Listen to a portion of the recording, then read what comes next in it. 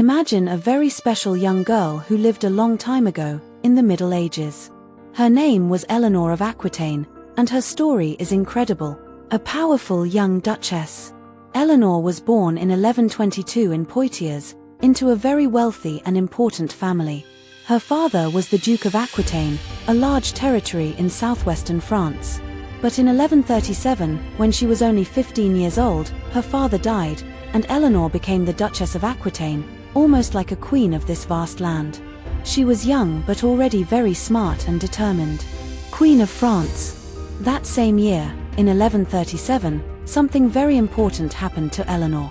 She married Louis VII, the King of France, and thus became Queen of France.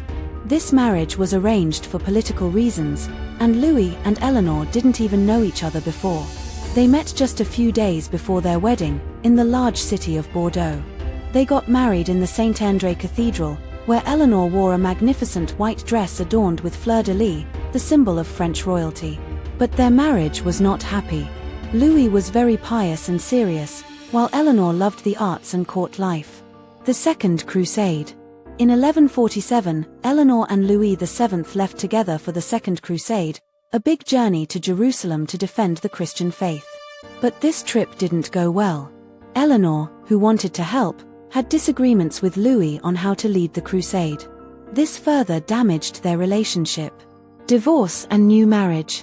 In 1152, after 15 years of marriage, Eleanor and Louis VII divorced. This was partly because they had not had a son together, which was very important for succession to the throne at that time. 2 months after the divorce, Eleanor made a bold decision. She married Henry Plantagenet, a man 11 years younger than her, but very powerful. He was Duke of Normandy and Count of Anjou, and in 1154, he became the King of England as Henry II. Eleanor thus became Queen of England, Mother of Kings.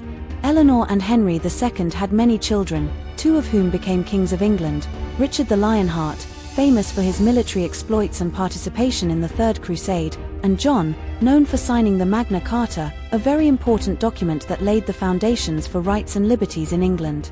Eleanor had also had 2 daughters with Louis VII, Marie and Alix, who became important figures in French politics. A woman of power. Eleanor was not a queen who simply sat on her throne. She was very involved in political decisions and even led armies. In 1170, she supported her sons when they rebelled against their father, Henry II. But this rebellion had serious consequences for Eleanor. In 1173, Henry II imprisoned her for 16 years because he thought she was plotting against him. Prisoner then free.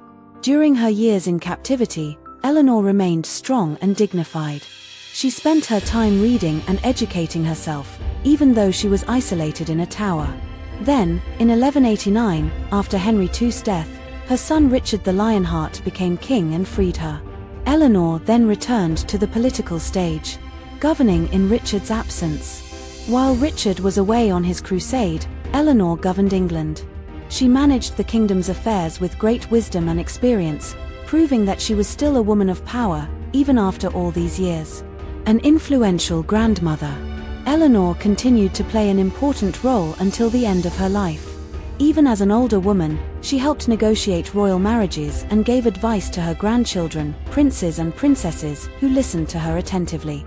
She also helped to solidify the powerful Plantagenet Empire, which controlled parts of France and England. Her death and legacy. Eleanor of Aquitaine died in 1204 at the remarkable age of 82, which was very old for that time. She is buried in the Abbey of Fontevraud in France, where she still rests today. Her importance in history is immense. She not only brought Aquitaine to the French crown, but she also helped create a powerful empire through her second marriage to Henry II. Moreover, she encouraged arts and culture at her court, making her a key figure in medieval Europe. An extraordinary woman. Eleanor of Aquitaine was an extraordinary woman in a world ruled by men. She showed that women could be powerful, influential, and independent. Her legacy continues to live on through her children, grandchildren, and the stories of courage and intelligence she left behind. To end this historical parenthesis, I offer you a little quiz game, which you can also find in shorts format in this playlist. Are you ready? First quiz. Do you know what role Eleanor of Aquitaine played in her son's revolt against Henry II in 1173? A. Active support, B. Neutral, C. Against the revolt. Did you find it? The answer is active support. Second quiz. Are you ready? Do you know in which country Eleanor of Aquitaine was imprisoned for 16 years by her second husband Henry II? A. In England, B. In France, C. In Spain. The answer is in England. Penultimate quiz.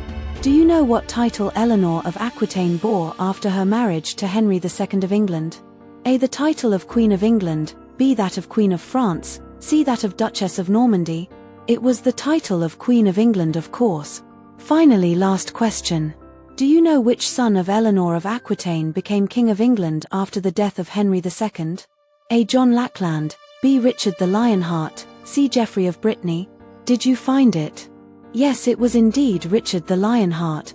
I hope you learned something about this figure in history and that you liked this video format.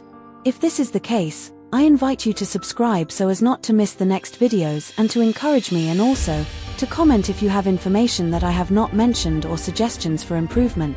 See you soon.